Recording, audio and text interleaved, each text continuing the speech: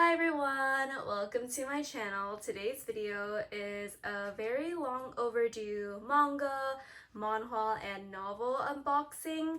I haven't filmed a video quite like this in a long time, but I finally placed a huge in-stock only order on Books A Million thanks to their special St. Patrick's Day sale. So I was able to get all of these books for a really good deal.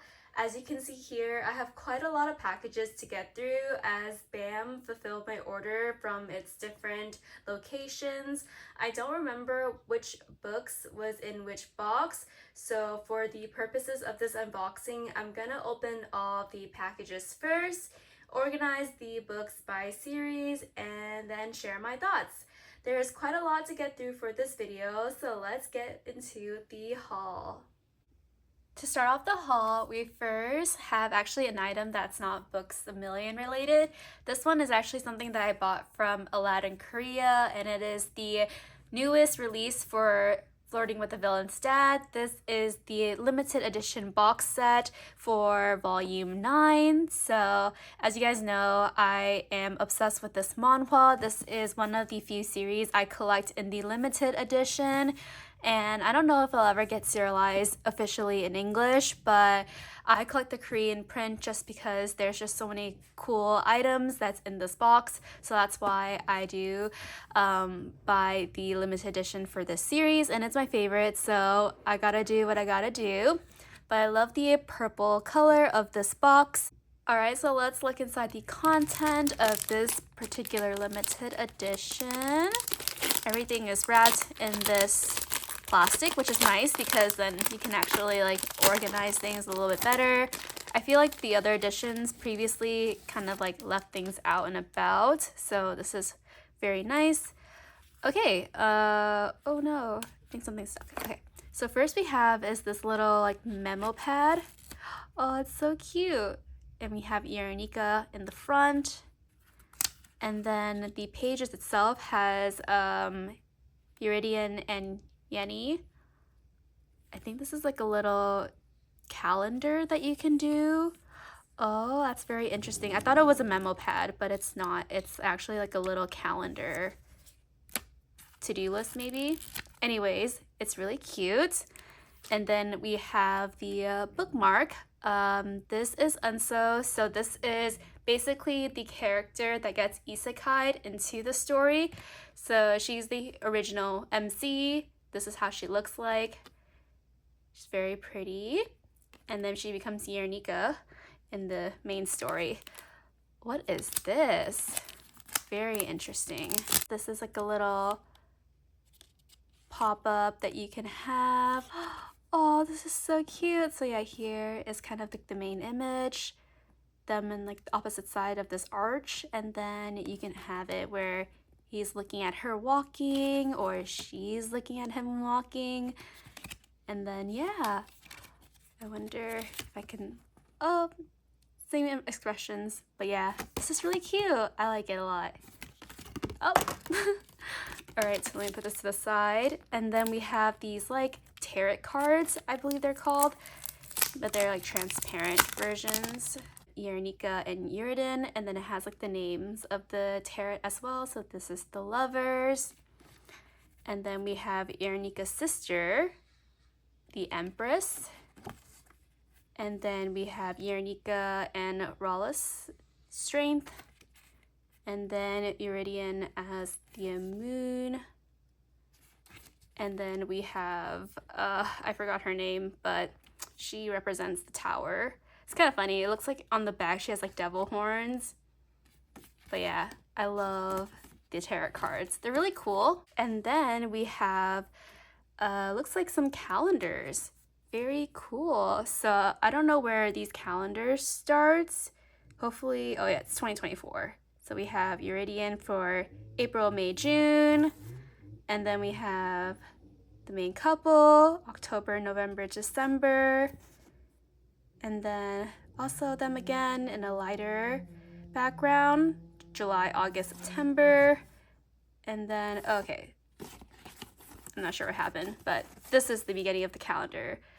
Thankfully, I think we only missed this one of Iranika, so so we'll start in April since I'm unboxing it, but I believe I got it sometime in March. So yeah, I love the illustrations. The back is all empty, but very, very cute. It sucks that I won't be able to use this Yuranika one.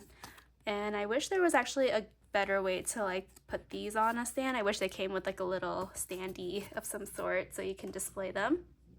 Okay, moving on to the next item, we have this towel blanket thing. Okay, I'm not gonna take it out of the wrapper, but it's like a little handkerchief or towel of Yuranika and Iridian. It is so pretty. I love the illustration. Onto the actual item itself, which is the book. So here it is. This is the cover of volume 9. So pretty. I think we'll have like maybe one more volume or so before we actually reach to the end of the main story. And then currently the series is releasing the extra side stories, which has been pretty fun.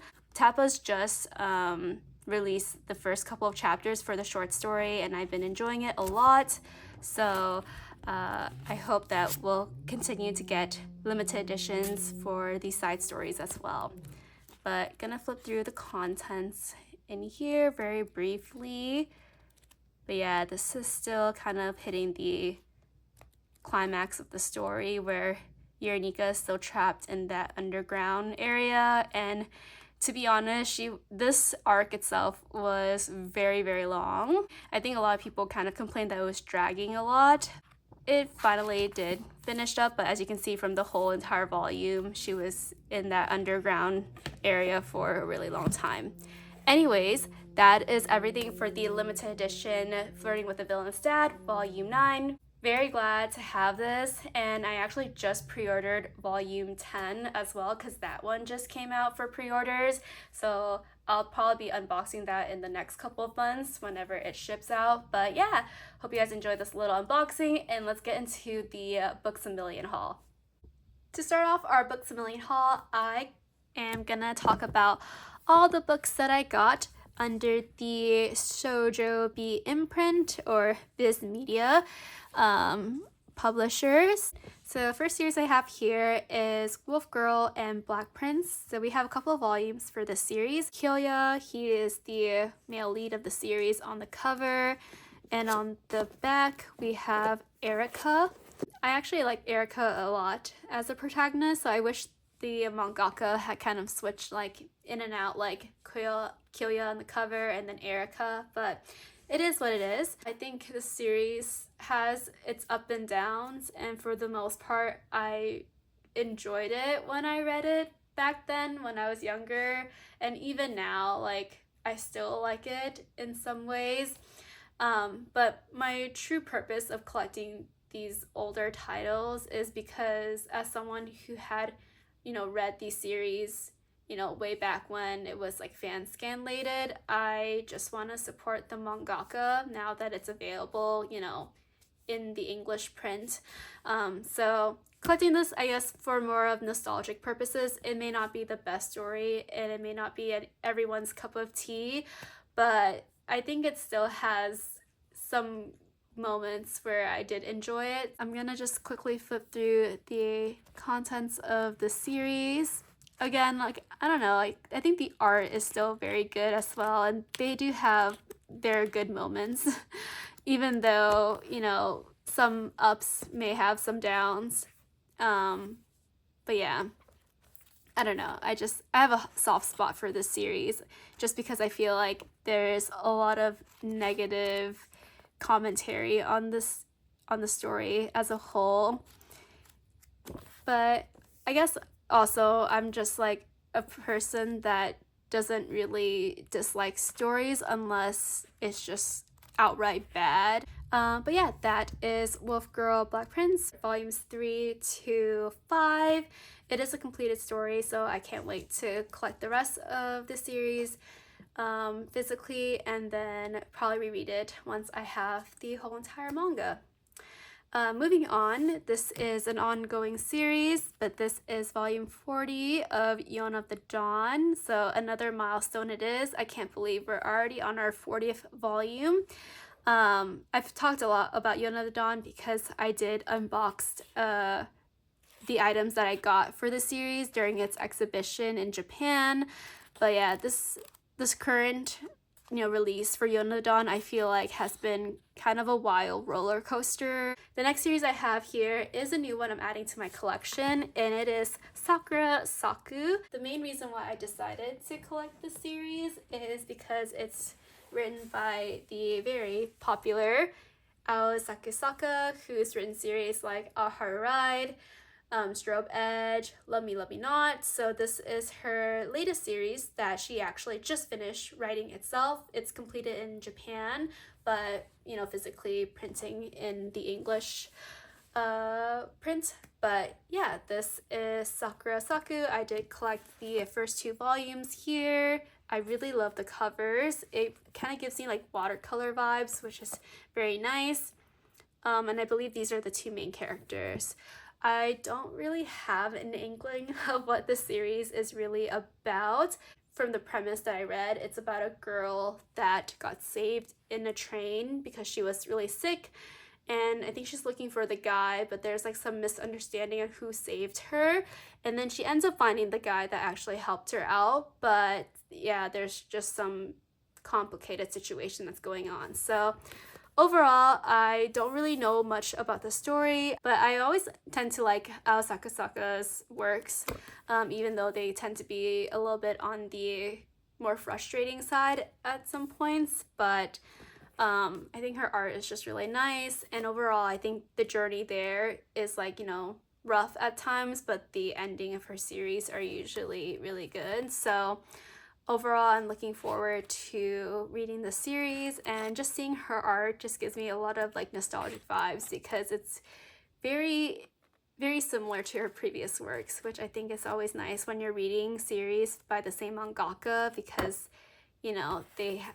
it's like the same, but you can also see the development in their art style. Moving on, we have the 5th and 4th volume of My Special One. So this is another series I haven't really read in much detail, but I believe it kind of surrounds a guy that's an idol and then the girl who's kind of like this normal girl. And also the main reason why I started collecting this series is because it's written by Momoko Koda, and I'll talk about another series that I'm collecting from hers, but she's written another work called No Longer Heroine, but I heard this one is a little bit more refreshing. I tend to like to collect works of mangakas I've read before, and again, I think the art style of Momoko Koda is also really nice. She always draws her characters in a very exaggerated way, especially their facial expression, which I think is a really nice highlight to the story. But yeah, I'm looking forward to collecting the series in completion, because I think the series is actually done in Japanese as well. So once I collect the entire series, I'll sit down and read it. Usually I would actually preview like the first couple of volumes before I collect a series, but nowadays I feel like I do just collect a couple of series kind of in random. The last 2 volumes I have here are Like a Butterfly volumes 2 and 3. So this is a series written by the very popular Shu Morishita duo, and that is my dog. He needs to go away. Sorry for the interruption, but this is one of their earliest works, Like a Butterfly. They've also written Shortcake Cake, as well as A Sign of Affection, which is an ongoing series. But what was really cool that happened recently for Like a Butterfly was the main couple, Surin and Tachi, actually made a cameo appearance on the last episode of A Sign of Affection, which was really cool because I was not expecting them at all. But then there's a scene of them walking on Yuki's and Itsumi's day, and I just thought that was just a really cool crossover, because obviously it didn't happen in the manga, but just seeing them in the anime was really nice. And yeah, this series is just a really light-hearted romance high school series. The art is, of course, very pretty. It gives a lot of nostalgic vibes because I read this so long ago. But yeah, I'm really glad that a lot of Shu Morishita's works are being physically printed in English. I was surprised because this has been completed for so long, but better late than never. So I can't wait to collect all this physicals, and probably will do a reread once I have all of the books. But yeah, that is everything that I got under the Shoujo Beat imprint. Lots of cool completed series that I'm just catching up physically, and very happy to have one new series as well. But with that is everything for Shoujo Beat, and let's move on to the other Viz books that I have as well. And inserting a quick intermission here, watch me journal while I talk about a new novel series that I recently read. And I'm doing this because I don't have the physical book to flip through, so we're gonna do this instead. It's been some time since I've sat down and read a novel, and actually what compelled me to kickstart my novel reading journey for this year was that a small team had reached out to me to check out a new series that they put out called High School Syndrome. And this series is written by an author named Magecrafter and includes illustrations done by Black Laplease. I had a chance to read the first volume and wanted to share with you guys the synopsis and my initial thoughts so far. The story begins with an introduction to our named protagonist, John Leonard. John currently lives with his grandfather, and he has been homeschooled his whole life until he gets an opportunity to attend the best school in the world, the Richardson Elite Academy, a rigorous and luxurious academy that's home to the brightest student in the world who compete to be at the top of their class. Throughout the first volume, we're introduced to the world that John lives in, his classmates, and also the mechanics of the school system. John is a mysterious and complex character, and we can see that as he navigates his way through the school competitive environment and tests, and doing whatever it takes for him to accomplish his goals, even at the expense of using his classmates. I think I made the last part a little bit ominous, but this series is no rainbows or sunshine, as John shows a complex thought process as you deep dive into his POV. Let's just say he's always 10 steps ahead, and even his actions are predictable, it's the execution of his plan that's very intriguing. From my initial impression, and actually confirmed by the Magecrafter authors afterward, this series will give you Classroom of the Elite vibes, a popular novel and anime series that while I haven't talked on my channel, I've enjoyed quite a lot. Anyways, outside of John's point of view, we also get the perspective on a couple of other characters who I know will definitely play a larger role in the upcoming volumes. Only touching the tip of the iceberg, Volume 1 ends with many unanswered questions. If you're interested in checking out the series, please take a look at the description box below. I've included an unaffiliated Amazon link where for a limited time you can get the digital copy of the first volume for free starting from May 14th at 4 p.m. PST to May 18th, or a print copy of the first volume. Thank you Magecrafter and their team for introducing me to this series, and I'm excited to see what the next volume has in store. And with that, let's head on back to the haul. Moving on, I have a couple more Viz Media books, but I'm going to show you guys this separately because the Insomniacs After School volumes are a tad bigger than the, standard manga size. And so I'm going to talk about these first. So this is volumes 3 and 4 of Insomniacs After School. So the covers just look so beautiful. I just love the dark coloring, and then obviously like the fireworks scene is so pretty, as well as the sunflowers here. I got hooked of the series thanks to the anime adaptation.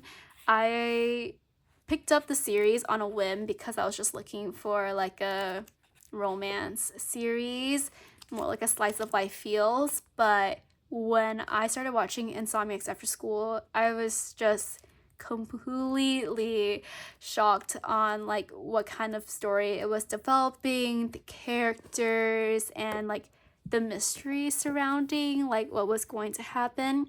But basically it follows these two main characters here. His name is Ganta and her name is Maguri, and they both have like troubles sleeping at night, and the cause for their insomnia kind of varies, but they kind of bond over their lack of like being able to sleep at night, and then they end up bumping each other in this like abandoned club, which used to be like the astronomy club. And from there, they start going on adventures at night and kind of revitalizing this astronomy club. And it's just so, I don't know, their chemistry is just out of this world. I love their moments together. It just feels like a slow burn, but it's also like more to it. I don't know how to explain it, but the series is actually completed in Japanese. It was actually Simulpub while the Japanese chapters were released, so I actually read the ending already, which I kind of had mixed feelings about for a little bit, but then the build-up of the story outside of the ending was just so good, I decided to continue collecting the volumes. So as much as I didn't feel like I liked the ending of the series, I still am gonna collect it because I love the rest of the story. But yeah, that's Insomniacs After School. And then, as I mentioned, I still have a couple more volumes for Viz, so I'm gonna quickly go through these ones as well. So here they are, just a couple of different series. Also one new one that I'll talk about in a little bit, but yes. Anyways, I have 2 volumes of Fly Me to the Moon, or Tonoka Kawaii. This is volume 22 and volume 21. Again, very beautiful covers. I haven't been reading the latest chapters for Fly Me to the Moon. I feel like I'm a little bit behind, but for the most part, the series doesn't really have too much that I'm missing out, and I feel like the chapters are fairly straightforward, where I feel like I'll just catch up whenever I want to like binge it once in a while. But yeah, I just love these slice of life feels for the most part, but we have been getting into more of the supernatural elements and the backstory of Tsukasa lately, which has been a very interesting ride. Still really enjoy the slice of life series. It's a really nice rom-com about a married couple. That is the 2 volumes for Fly Me to the Moon. And the next series I have here is actually a new one that I just picked up, but I've read this series, by the way. So I Want to End This Love Game, Volume 1. So when I saw that this was announced and being physically printed by Viz Media, I was so happy because I'm a sucker for childhood tropes. So these 2 main characters here, they actually known each other for a really long time when they're much younger, and the whole premise of the story is kind of weird because they're in this game with each other where like they say I love you to fluster each other, and it's kind of funny because like they themselves think that the other person's not meaning like I love you, but both of them actually do have feelings for each other. So I think it's just kind of a weird playful thing that they're doing, but kind of seeing them build on their relationship is very interesting as well. So I think it's very lighthearted, but there are some like tensions between the main leads. So they're really very enjoying it, and their chemistry also is like off the rocks. So I am a big fan of this announcement, and I can't wait to collect more volumes for this series. Next we have is volume 4 of Akane-banashi, and this cover looks so cool. I love how dynamic it is. But this is a series I'm currently reading every Sunday at 8 a.m. because that's when it is released on the Manga Plus app. It is currently Simulpub on that app, and so we're basically reading it real time, and I just love Akane. She is just so determined, hilarious. I love the cast of characters, and overall, I love her journey, kind of understanding and developing her skills through Rakugo, a traditional Japanese performing art storytelling performance. So I am obsessed with this story, and it is so cool. Thoroughly enjoying it a lot. And last but not least, we have 3 volumes of Kubo Won't Let Me Be Invisible. We have volumes 10, 11, and 12, if they all kind of fit. So with these 3 volumes, I will be done with collecting Kubo, which is super nice. It is a very lighthearted high school romance series that follows a boy named Sarashi. He is basically a very shy and invisible guy in his class. Like, no one really notices him, but Kubo does. She is the main protagonist as well. Kubo is very interested in Sarashi. She always approaches him. She's also his seatmate as well. And yeah, she's very direct and clear with her feelings for Sarashi, but of course Sarashi is very shy and sometimes like unable to figure out how to handle Kubo. But overall, I think they're just really wholesome, and just seeing how like Sarashi kind of builds up, you know, his like confidence and expands his friend group as the story develops is just really nice. So I really like the progression of the story. It's like another slice of life series too, so there really isn't much going on, but when there are moments that the characters do grow, I think it's very meaningful. And so yeah, I love the covers of these volumes, by the way, because in the previous or the earlier covers, it's usually like Kubo in the front and Sarashi is like this really tiny guy, but these last few volumes, like Sarashi has his own cover, Kubo has her regular cover, and then in the final cover of volume 12 we have both of them together. But yeah, this is volume 12 and it's so adorable. They look very happy. And yeah, I read this, it was Simulpub at that time, so really just enjoyed it. Maybe I wish for a little bit more. That's what we got for the Viz Media imprint. I'm very happy to have all of these volumes. And yeah, with that, let's move on to our next batch of books. Moving on, so the next set of books I have are all under Yen Press. So here, as you can see, there are quite a various titles, and there are no new series I'm collecting for these set of books. So I'm just gonna quickly go through and give you guys high level what I got. So starting off with our first series, we have volume 23 of Bungo Stray Dogs. What's really funny about Bungo right now is that the manga volume, or at least this current one, is actually behind the anime. So at the end of season 5, I believe the anime actually passed the manga. Kind of a interesting situation, and I feel like this hasn't been the first time, but for Bungo, I believe for the most part the anime is pretty faithful to the manga. So overall, I really did enjoy season 4 and 5. I was always on the edge of my seat for Bungo Stray Dogs, and yeah, it'll be probably a while until we get a new anime season for Bungo. I can't wait to see what the manga has in store for the, I guess, new arc that will be happening. But until then, I think the updates will be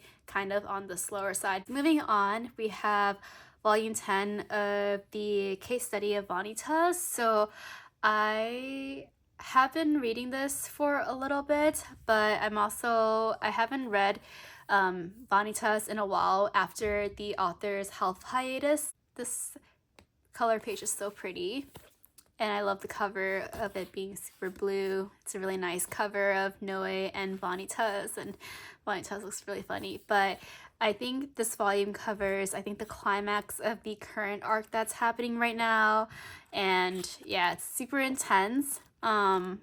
But I think we'll head up to our resolution maybe at the end of this volume, hopefully. But it looks like there's actually a couple of side chapters or extra chapters as well, so that should be very interesting. But I'm glad to have the newest volume of Vanitas. Moving on, we have the Reincarnated Witch Spells Doom, Volume 3. So I actually have not read the series yet, even though I'm picking up the third volume. The biggest reason why I'm collecting the series is because the artist for this series is Sora, and I am currently obsessed with her other work called Love Me Before You Die. It's a series published through the Hame to Yume magazine. That one That series is actually ending in a couple of chapters, but this is another series that Sora is working on, and I just really love their art style a lot. And obviously it's like a fantasy setting series, which is very nice as well, but I honestly don't really have much context on this story, and I probably should sit down and read it sometime in the future before I get too deep into collecting the series. I'm hoping that by collecting Sora's work, Yen Press will consider publishing their other works, but we'll see. I really love their art style though. It's a really pretty cover, and obviously the character designs are very reminiscent to their other works as well. The next volume we have is the final volume of Love of Kill. I feel like I'm joining this so late because this volume has been released for a while now, like a couple months for sure. But I'm really glad to have this final volume. It is so good to have this in my hands, and I feel like a lot of people have been talking about it, but I just couldn't join the discussion because I haven't read it yet. But I am now able to join. I'm definitely going to reread the entire series first before actually reading the last volume, just because it's been a while since I read volume 12. But yeah, just super excited to see how the conclusion pans out and how Sangranha and Chateau's journey will end in this final volume. I know there's actually a couple of special chapters that were released after the final volume, so hopefully Yen Press will decide to print the special volume as well, but we will see. Anyways, I'm really stoked to have this volume and to be able to read it. So yeah, that is Love of Kill, volume 13. Next we have is volume 5 of Oshi no Ko, and this cover of Akane is just so wonderful. It's a shift to the other previous covers because this one is all in black, which is different from the previous 4, which was in white. But I do feel like this one ends kind of like on a darker note, just because, yeah, the cliffhanger for volume 5 I remember was really intense. Anyways, this is the introduction to the Tokyo Blade arc, which is one of my favorite arcs in the series. This color page is so pretty. Of course, we have my favorite girl, Kana, and then Akane. I love their jacket outfit. It's just stunning. As mentioned, this is my favorite arc, which is the Tokyo Blade arc. It's a stage play that the characters are going to be acting in. We get an introduction to a new cast of characters, such as like the writers of the play, as well as some of the actors here. So yeah, it's gonna be super fun, and I'm so excited for season 2 to air this June, because I know the anime adaptation for season 1 was highly receptive, so I'm hoping that will continue for season 2. And then we have volume 2 of Stray Cat and Wolf. So this is a series I have been reading for a little bit because it's by the mangaka Mitsubachi Miyuki, who also written the series Cheeky Brat. This one I think is not people's cup of tea, probably because it does have a pretty large age gap between this girl, she's a high schooler, and this guy who is like in his early 20s. Basically, she is from this like village area who used to live with her grandmother. She ends up leaving her hometown to go to a high school in the city. The place that she was supposed to be staying at ended up being closed down, so she's technically homeless and was really hungry, and then ends up fainting in the streets. His friend and then him ends up taking her back to his place so she can like recover, but then she ends up cohabiting with him for a while. This series doesn't really get consistent update compared to Mitsubashi Miyuki's other series, which actually just got licensed physically as well. I think it's called like Spring Storm and Monster, something around that line. I'll put like the actual title. So that's volume 2. And then we have 2 volumes for Cheeky Brat. So this one is volume 8. And then we also have volume 9. I also really like this series a lot because, one, it's quite long, like 23 volumes. But this series covers the main characters. So we have Yuki and Naruse. they form the relationship starting in high school, but it actually goes like into more development in college. So I like how it spans like from two different kind of settings, because I feel like a lot of series like these usually focuses like on high school or college, but this one you actually get kind of like both setting, which is really nice. We have the color page here, and this one I guess is a summer arc maybe. And then this one as well. I really love the illustration. Very enjoyable series. I'm really excited to continue collecting Cheeky Brat. Yeah, just high level. This is like a high school romance series with some sports element as well. Though sports is really the forefront. It's just Narusa's a basketball player. There is like a love triangle in the series. I think that's like probably the downside of the story, is that the love triangle drags on a little bit too long. And I also find it kind of nice that the main female lead is 1 year older than the male lead as well. So yeah, I love the illustrations for these color pages. It's really nice. And yeah, that is basically it. Very, very nice. Okay, so that is Cheeky Brat. We have 2 volumes for that. And then next we have is volume 4 of Honey Lemon Soda. Wow, Yuka is so pretty on this cover, and I always love the lemon illustrations on the cover. I mean, obviously the title is the way it is, but yeah. And then we have Kai on the back. But what's also really nice about this series is that we just got an announcement that the anime adaptation is coming out for the series, which is amazing, because I think this is like one of the best-selling shoujos in Japan, which is awesome. So finally it gets an anime adaptation. The only downside is that we have to wait another year, so it's coming out in 2025.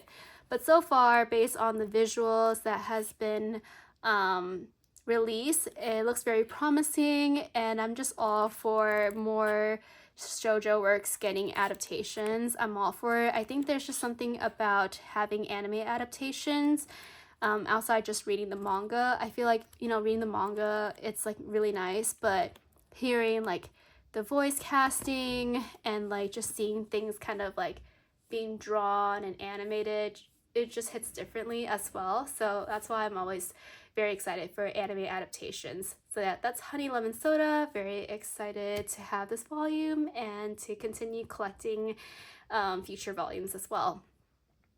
Okay, and then I've already hinted this a little bit before, but I do have the 5th volume of No Longer Heroine. So the mangaka Momoka Koda has written my special one, and this is her earlier work, which is No Longer Heroine. And as I mentioned, this mangaka just draws like the funniest facial expressions for the female lead. Hattori just makes like the most exaggerated expression, which makes the series a lot more lighthearted than it is, because there are times when I get super frustrated with the story. There's a lot of drama and tension between like the characters in the series. There's like a love square triangle.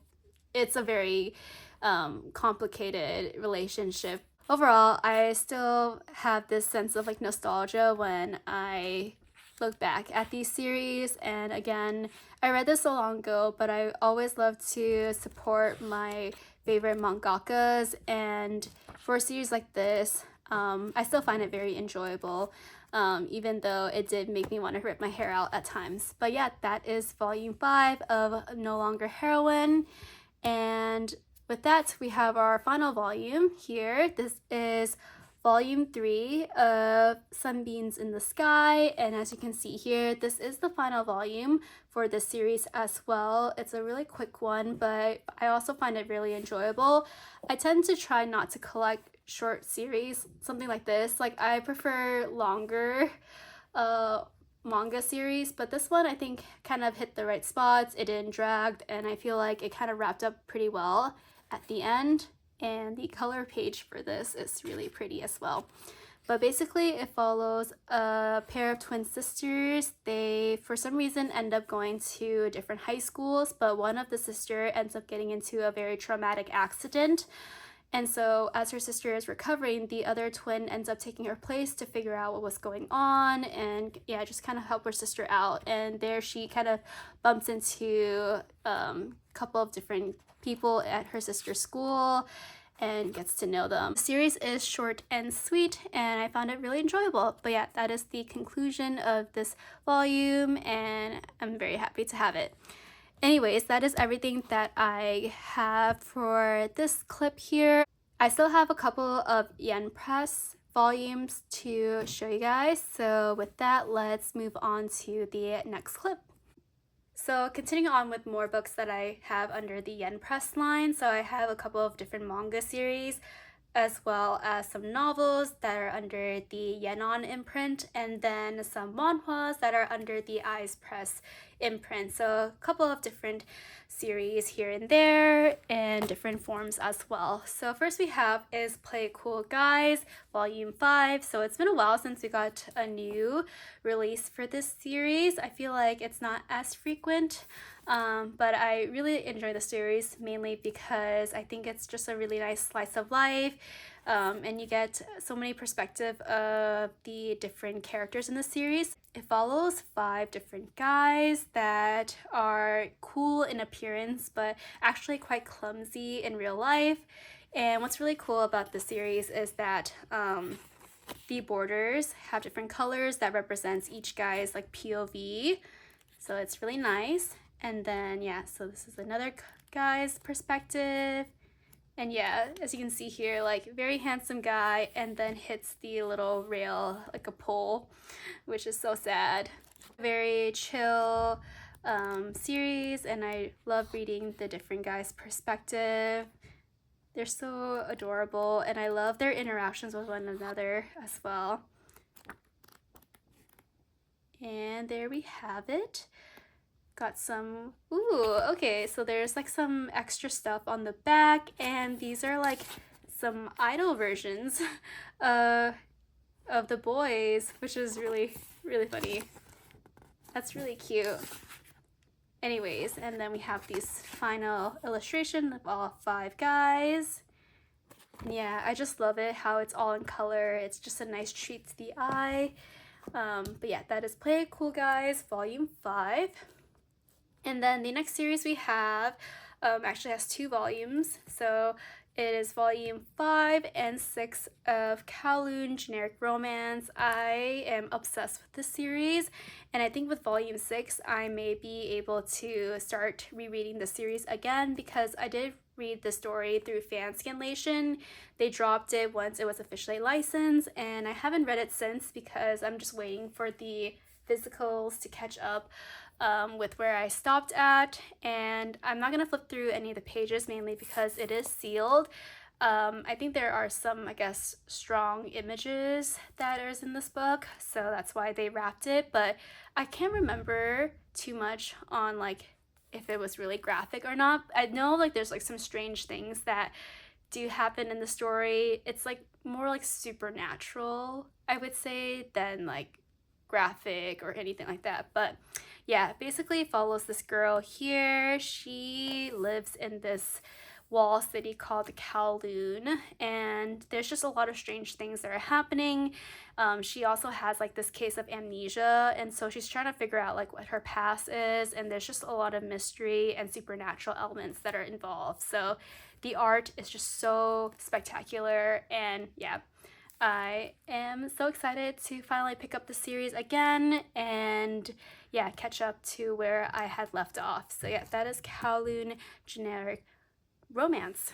Okay, moving on, we actually have a new series from the Yenon imprint, but I actually have talked about this series before because Yen Press did send me a package, I think earlier this year, for the manga adaptation for this story, but I ended up picking up the novel for it as well because I really enjoyed the manga. Here we have is Bride of the Barrier Master Volume 2. So I did place an order for volume 1, but that one I think is back ordered for like a couple of weeks, and so I only have volume 2, so I don't think I'll be able to read this because I think the manga only covers like a little bit of volume 1. So hopefully I'll get volume 1 soon and then be able to read it. But when I read the manga, I was just really intrigued with the world building of this series. I really like the main protagonist as well. It gives me like my happy marriage vibes, but I do think the female character is like a lot stronger, and her dynamic with the male lead is a little bit different, but the context is kind of similar in nature. I just really like their dynamic. I like the setting and the buildup of the story so far, and yeah, very looking forward to reading the second volume once I get the first volume. But yeah, that is a new series that I picked up, and I'm just super excited to get into it a little bit more.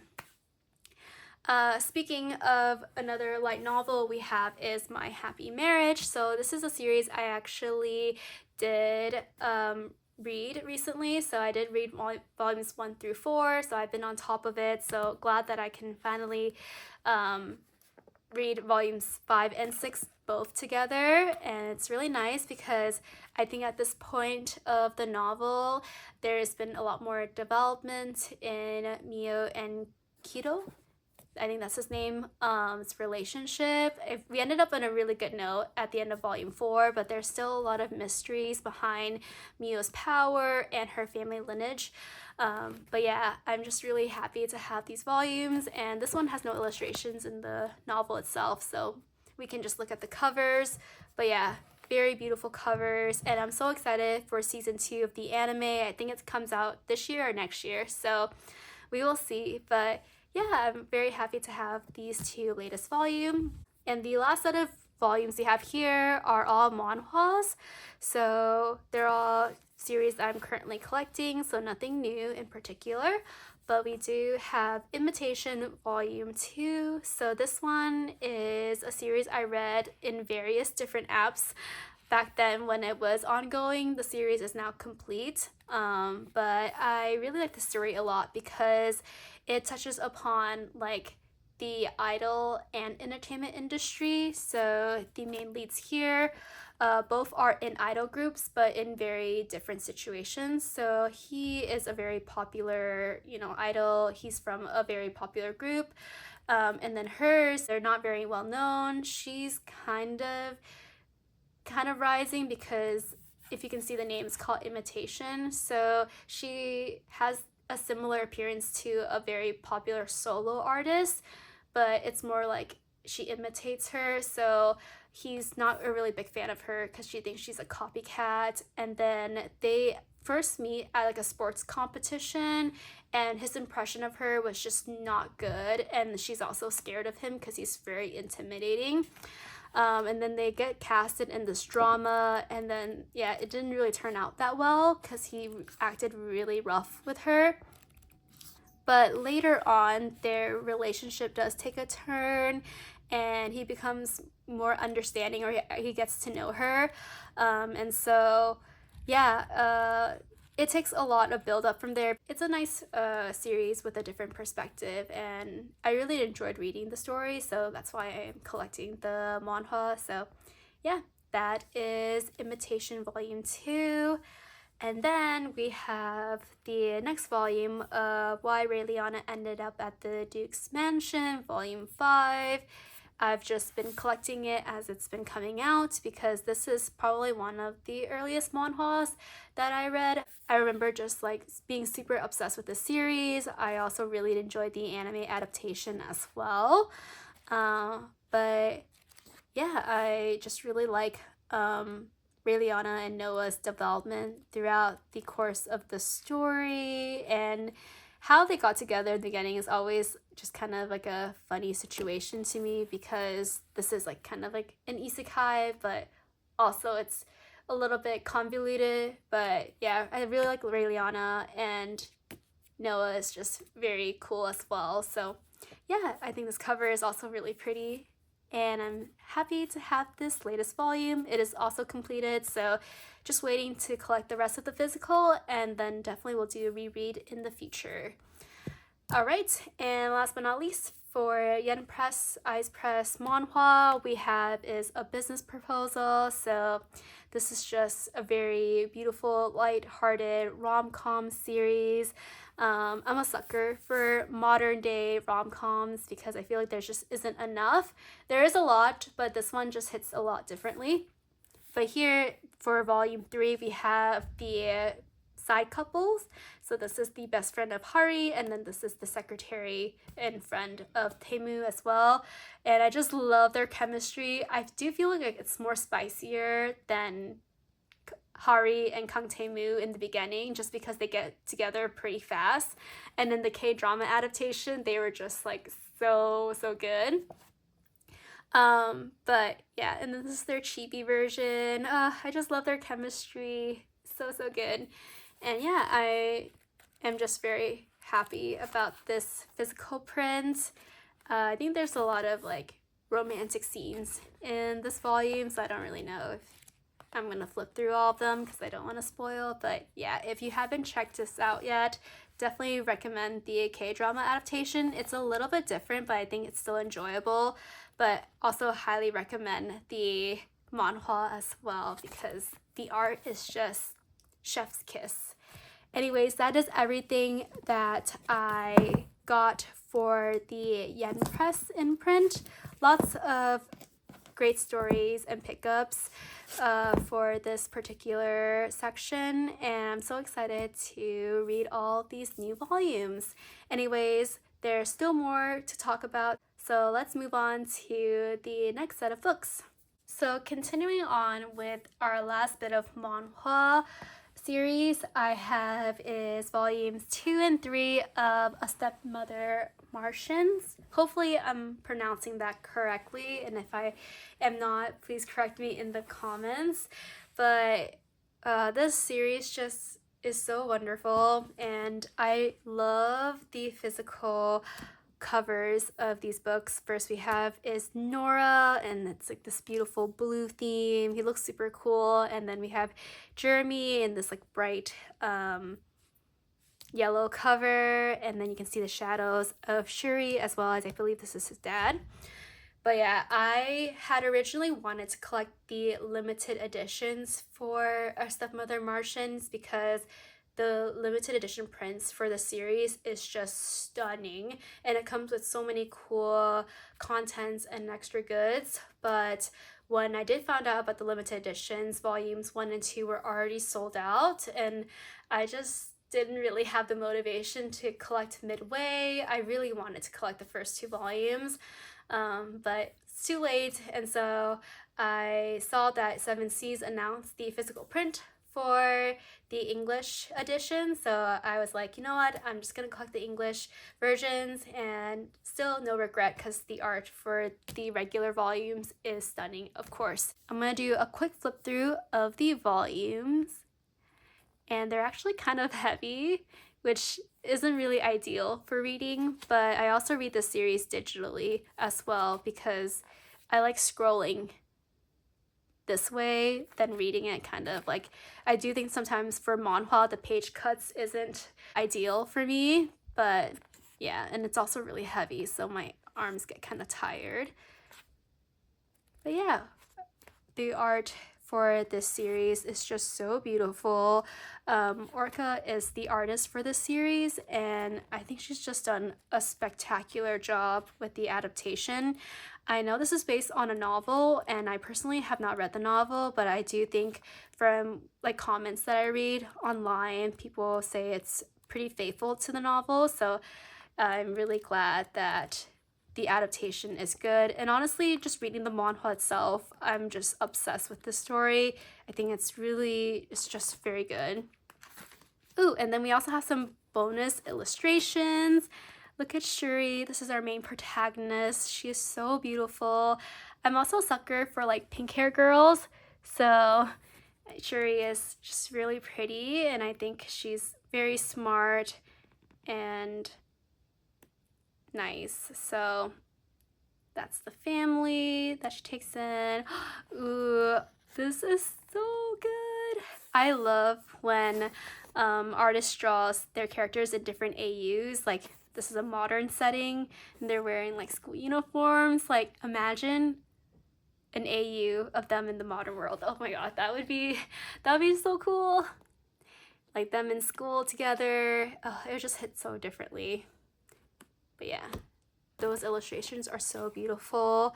But yeah, I highly recommend you guys checking out this series. I don't know how much I can explain from the synopsis, but basically it follows a girl named Shuri, and at a young age, she gets married off to this family, and the guy that she marries is much, much older than her. But what's interesting is that he basically marries her because, one, she looks like the previous empress that died, and also like he trains her so that when he does pass away, she would be able to care of his kids. So she's kind of used as a tool basically, but his kids are just not ready for him to like take care of themselves when he does pass away. So that's why he kind of raises her, like even though she's his wife, he like trains her to be like the mother of the family basically. But the hard part is that her children are kind of close in age to her. They could just pass off as her siblings, but she does act as like a mother figure to them. And then basically the story is that in her first life, her and her children just did not get along with each other, and near the end of her first life they did want to reconcile with her, but it was too late. She gets into an accident and dies, passes away, and it's just the aftermath is horrible. But she gets reincarnated, I guess, to basically a time when after her husband had just passed away.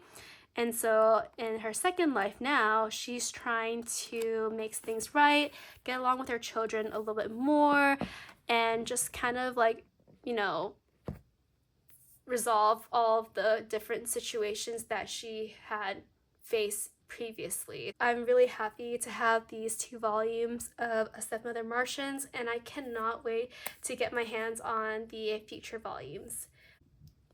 So the next series I have under the Seven Seas imprint, and actually the last one that I got, is My Girlfriend's Child volumes 2 and 3, which is kind of funny because I also got 2 and 3 for A Stepmother's Marchen. But anyways, after reading the first volume of the series, I was just really curious to see how the plot would develop. And so I've been meaning to buy the next couple volumes, but I just haven't had the chance yet. So when I was making this BAM order, I instantly picked up these 2 volumes.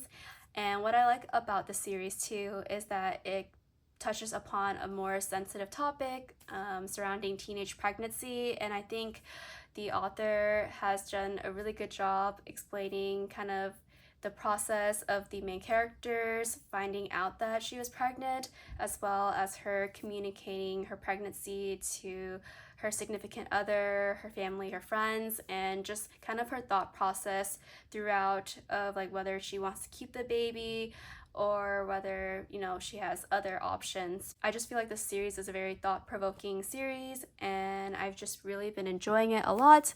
I'm really excited to sit down and read the next 2 volumes, and yeah, I really think the art is pretty as well, but it's really the story that has really enamored me to continue collecting and finding out how the story will develop. So I'm really happy to have this, and I also think by now volume 4 should be on pre-orders or release, so definitely after reading this I will add volume 4 to my cart. That is everything that I got from the Seven Seas imprint, and let's move on to the next couple of volumes.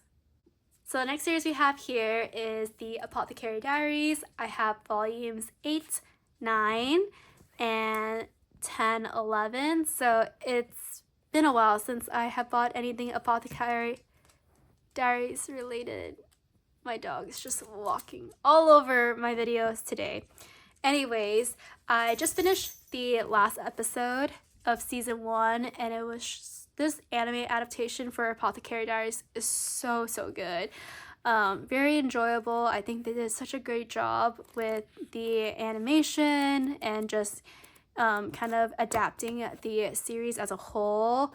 And I am so excited for season 2. When I saw that visual image at the end of the last episode, I was so happy. Not that I knew that it wasn't gonna get a second season, but it's just so nice to have a confirmation right at the end of the season, because I watch Apothecary Diaries and Freeven at the same time, and I'm pretty sure Freeven will get season 2, but they didn't announce it yet. So, you know, you never know what can happen. Like there's a lot of popular series that does get like the first season, but sometimes they don't get a second season announcement. So it just makes it better when there's like a confirmation right at the end of the season, instead of waiting, you know, a year, 2 years, something like along that lines.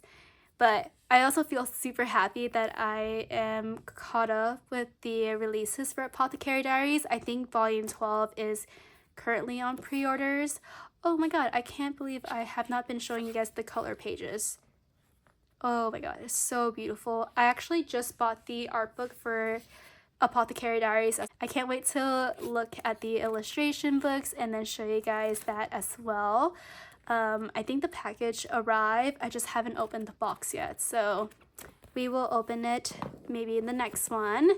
And then we have volume 11. So the anime ends in middle of volume 8.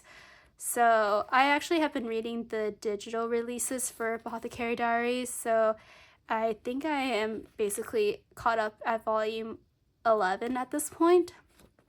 But I might just do kind of another reread of the volumes 8 through 11 again, just because I want to continue on the story right where the anime has left off. And part of me just cannot wait for season 2, even though it's coming out next year, which is pretty fast already. Oh, yeah, but I was gonna show you guys the illustrations. Oh my god, they're so cute. I love the color pages. And then we also have volume 8. But yeah, wow, that looks so pretty. And I love her dance scene here as well. I don't want to flip too much of it, because I know like a lot of people are really invested in the story, so I don't want to just accidentally flip on a panel and then spoil it for you guys. Also, there is going to be a physical print of the Apothecary Diaries, the novel edition, so I am super excited for that. I will definitely pre-order it or buy it in stock when it is released. So I'm looking forward for that as well. So yeah, lots of exciting news for the Apothecary Diaries. And let's move on to our last set of books. And finally, we're on to our last 2 volumes of the Books A Million haul. These 2 series here are in particular ones I'm extremely excited to add to my collection, because I've actually read these series through fan scans and I really enjoyed them a lot. And so when Kodansha announced the physical prints of these series, I was extremely ecstatic. Anyways, let's get into the stories themselves. So first we have is volume 1 of Gazing at the Star Next Door. So I mentioned in a couple of clips back that one of my favorite tropes is childhood friends to quote lovers. And the reason why I'm doing quotes is because like it feels like, you know, it's going that direction, but obviously the journey is still going. And so these 2 characters here, Chiaki and Subaru, are childhood friends. They've known each other for a really long time. Chiaki is a normal high school girl, and her best friend Subaru also attends high school, but a model slash like up and coming actor. So he's a public figure, and throughout the first volume, it just kind of shows like Chiaki's POV of like having a best friend that's, you know, famous. They're close to each other, but also she needs to keep like a distance. I just really love the tension when it comes to these type of trope. And yeah, the art of the series is just so pretty. We got some color pages in the volume as well. I just love the colors, like so pretty. But yeah, I'm just gonna do a quick flip through. Oh, what's also really cute about the series too is that they're not only childhood friends, but they live next door to each other, and their rooms are like facing each other. Like they have balconies where they talk to each other and can jump over each other's room, which is like, I don't know, classic childhood friend trope. So yeah, I just feel like I can see the chemistry and I just love their dynamic a lot. And of course, there's high stake, which is what I am a sucker for. So here we have some bonus sketches, which is super cool. And yeah, I think that's everything. I love the sketches though. That's really nice. But yeah, I cannot wait to collect the next volume for this series. I've been contemplating if I want to collect the Japanese volumes as well, just because I really like the series, but I think the English print is good enough for now. The next series we have here is How I Met My Soulmate. This is written by the mangaka Anna Shin, who has written the popular series called Waiting for Spring. That one was like a high school romance, sports-esque series, but this is her latest ongoing series, and I picked it up because I really like Anna Shin's art style. I feel like all of her characters are well designed and the plots are very fluffy, but also like with a little bit of drama. This one is actually a little bit different from her previous work. The series follows a girl named Yuki, and she's currently a college student from the countryside, moves to like the big city and just wants to kind of adapt and fit in. But I think she's kind of lonely, so her friends end up taking her to a club one night, and that's where she meets the male protagonist. I think his name is Iori. They hit it off pretty well, but he's also kind of this like mysterious guy, so she wants to get to know him. That's a little bit of How I Met My Soulmate. I just really like college setting or like older relationship series. So this is definitely kind of a nice setting to read at. Of course, as I mentioned, the art is really pretty. The character designs are very nice. I just love how the characters look like, and especially the males of this series. They are very good looking, and Yuki is also very pretty. So this volume is actually very chunky, so there's quite a lot in this volume, which is super nice. I didn't go too much detail between Yuki and Iori, but they do, you know, rekindle after the club, and yeah, their relationship does develop quite a bit in the first volume as well.